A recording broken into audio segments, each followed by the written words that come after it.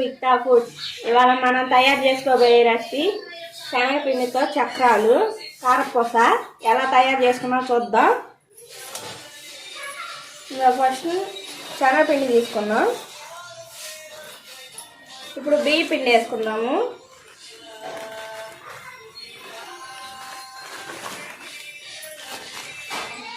ఇప్పుడు ఈ రెండు బాగా కలుపుకుందాము, బియ్య పిండి శనగపిండి. ఇప్పుడు వాము వేసుకుందాము. నేను డైరెక్ట్గా వేసేస్తున్నానండి, దంచకుండా. టేస్ట్ సరిపడినంత సాల్ట్, ఒక స్పూన్ కారం వేసుకుందాం.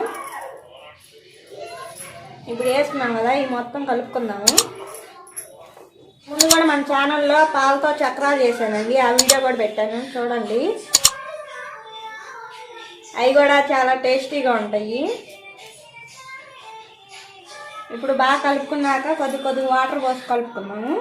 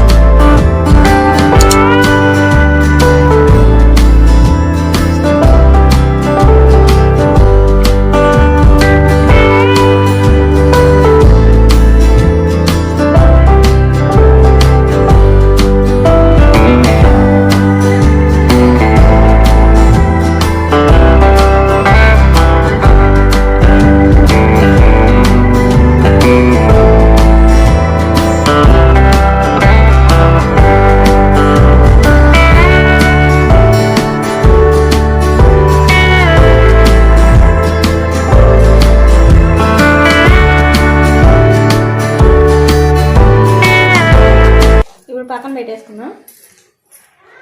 ఇప్పుడు స్టవ్ వెలిగించుకొని బాండీ పెట్టుకున్నాం.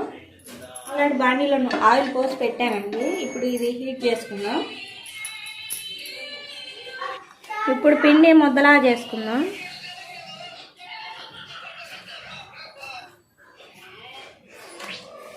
ముద్దలా చేసి దీంట్లో పెట్టుకోవాలి, చక్రాల గిద్దల్లో.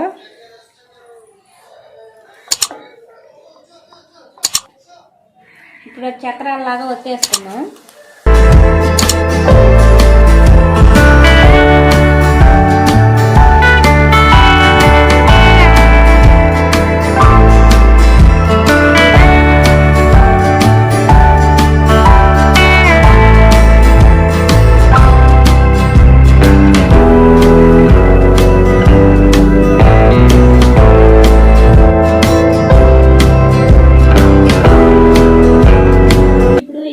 వేసుకున్నాము. గోల్డెన్ కలర్ వచ్చేదాకా ఉంచుకొని వేపుకొని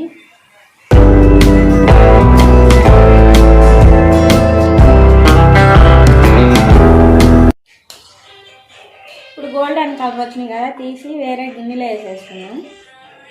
ఇంకో ప్రాసెస్ కూడా చూపిస్తానండి. ఇలా కవర్ మీద చిన్నగా ఒత్తుకొని వేసుకోవచ్చు.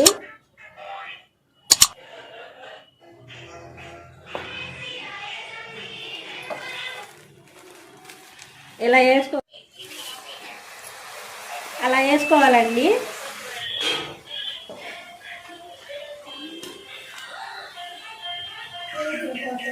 ఇక చూడండి, భలే వచ్చినాయి చిన్న చిన్నవి. ఇవి కూడా గోల్డెన్ కలర్ వచ్చాక తీసుకొని పక్కన పెట్టుకోవాలి. ఇప్పుడు వేగినాయి కదా, తీసేసుకున్నాము.